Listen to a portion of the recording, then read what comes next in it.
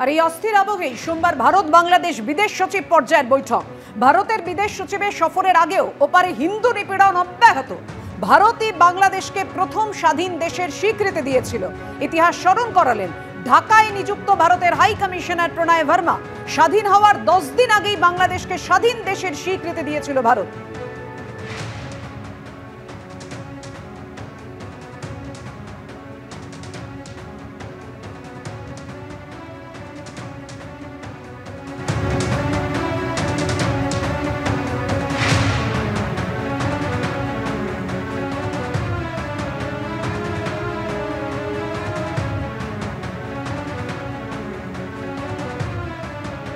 উর্বি দাস আন্তর্জাতিক সম্পর্ক বিশেষজ্ঞ, তিনি কি বললেন? ভারত কি এবার কড়া পদক্ষেপ গ্রহণ করবে?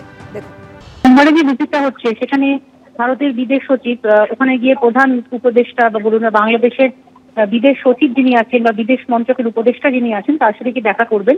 এটা অত্যন্ত গুরুত্বপূর্ণ এই পরিপ্রেক্ষিতে, কারণ এই যে একটা ডিপ্লোম্যাটিক ডেডলক হয়ে আছে, এই যে একটা ইম্প্যাক্টে তৈরি হয়ে আছে, এই ডেডলকটাকে ব্রেক করতে বা আমি বলবো যে একটা নতুন দিক ভারত বাংলাদেশ সম্পর্কের ভালো করার জন্য এবং যে মাইনরিটিজের প্রোটেকশন বলুন বা ওখানে যেরকম এখন ভাবে হিউম্যান রাইটস ভায়োলেশন চলছে সেগুলোকে বন্ধ করার জন্য ভারত যে একটা ভীষণ ভালো ডিপ্লোম্যাটিক উপায় এটা পেয়েছে এবং এই ভিজিটটা কিন্তু অত্যন্ত গুরুত্বপূর্ণ। আমি মনে করি বাংলাদেশ এবং ভারতের সম্পর্কের একটা নতুন অধ্যায় কিন্তু এটা হতে পারে, এটা যদি সাকসেসফুল হয়।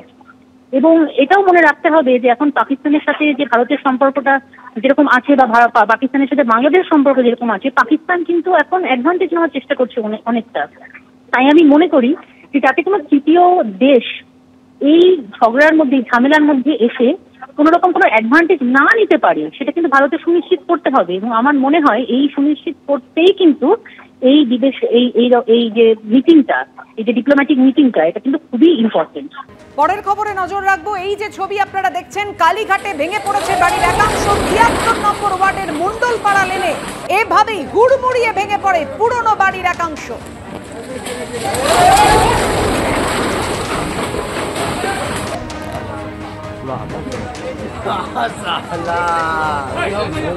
আজ রাতে হঠাৎই বাড়ির ওপরের অংশ ভেঙে পড়ে এভাবে হুড়মুড়িয়ে, যেন মনে হচ্ছে ধস নেমেছে। কথা বলবো, আমাদের সঙ্গে রয়েছেন আমাদের প্রতিনিধি সুদীপ্ত আচার্য। সুদীপ্ত, পুরো বিষয়টা জানতে চাই এবং ভেতরে কেউ নেই তো, কোনো বাসিন্দা আটকে নেই তো, সেটা নিশ্চিত করা গেছে?